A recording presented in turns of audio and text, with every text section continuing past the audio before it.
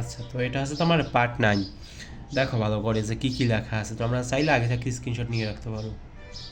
আচ্ছা, আমি একটু পড়ে শোনাই যে ছেলের হাতের মোয়া। ছেলের হাতের মোয়া মানে কি? মানে হচ্ছে তোমার সহজপ্রাপ্য জিনিস, এরকম বোঝাতে ছেলের হাতের মোয়া আমরা ব্যবহার করি। এরপরে আছে তোমার জগা খিচুড়ি। জগা খিচুড়ি, জগা খিচুড়ি মানে হচ্ছে তোমার গন্ডগোল বা অব্যবস্থা, এরকম যদি কোনো কিছু বোঝায় তাহলে আমরা বলতে পারি যে জগা খিচুড়ি। ঠিক আছে, এরপর হচ্ছে তোমার ডানা গজানো। ডানা গজানো এরকম কথা কিন্তু আমরা বলেই থাকি সাধারণভাবে। ডানা গজানো মানে কি? মানে হচ্ছে তোমার সাবালক হওয়া। মানে হচ্ছে তোমার সাবালক হওয়া, এটা একটু কম কম শোনায়। মানে আমরা যদি আরেকটু অন্যভাবে বলি তাহলে বলা যায় যে যে আমরা হচ্ছে অন্যের সাহায্য ছাড়াই এখন নিজে নিজে চলতে পারি, বা অন্যের পরামর্শ নিয়ে হচ্ছে আমরা অন্যরকম কিছু একটা করে ফেললাম, এরকম যদি আমরা করি তাহলে মানে আমরা বলতে পারি যে ডানা ডানা গজিয়েছে। ঠিক আছে।